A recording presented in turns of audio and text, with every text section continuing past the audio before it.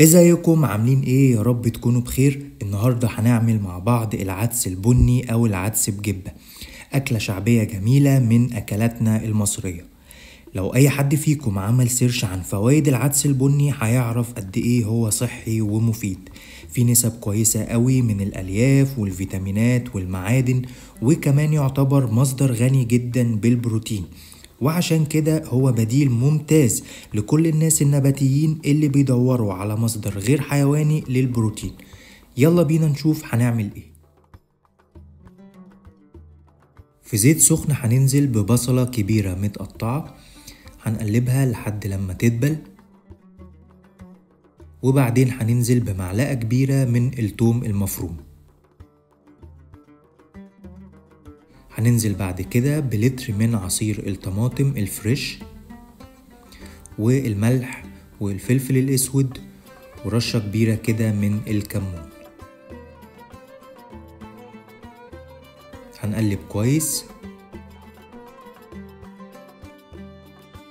وهننزل بمعلقتين كبار صلصة طماطم.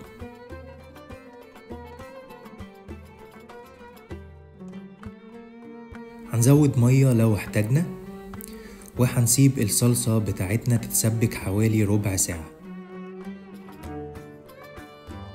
ده ربع كيلو عدس بجبة مغسول ومنقوع لمدة نص ساعة ومسلوق نص سلقة.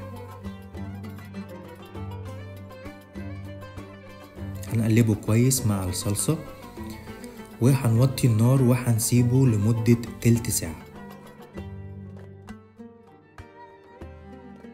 هنخش بعد كده على الطشة بتاعتنا أو التقلية بتاعتنا. زيت ومكعب زبدة ومعلقة كبيرة من الثوم المفروم.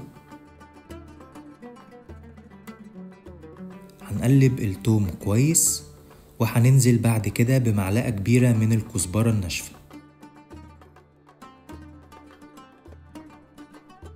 خلاص كده الطشة أو التقلية بتاعتنا جاهزة. هننزل بيها بسرعة على العدس، وطبعا مش محتاجين أقول لكم قد إيه الريحة خطيرة. هنقلب كويس، وخلاص كده العدس بتاعنا جاهز.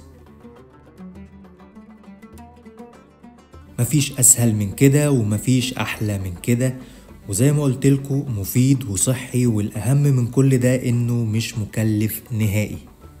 من أحلى الأكلات اللي ممكن ناكلها في الشتاء. طيب هنقدمه بقى مع إيه؟ أساسي البصل الأخضر والطماطم والبصل الأحمر الجميل بتاعنا. هنتبل الطماطم والبصل بالملح والكمون والشطة، وآخر حاجة رشة خل. العيش الجميل بتاعنا، وهتاكلوا أحلى عدس بجبة. لو عجبكم الفيديو ما تنسوش تعملوا لايك وشير، وتعملوا لي فولو على الانستجرام وعلى التيك توك. ولو عملتوا الوصفة قولولي رأيكم وصوروها وابعتولي الصور عشان انزلها على صفحة الفيسبوك.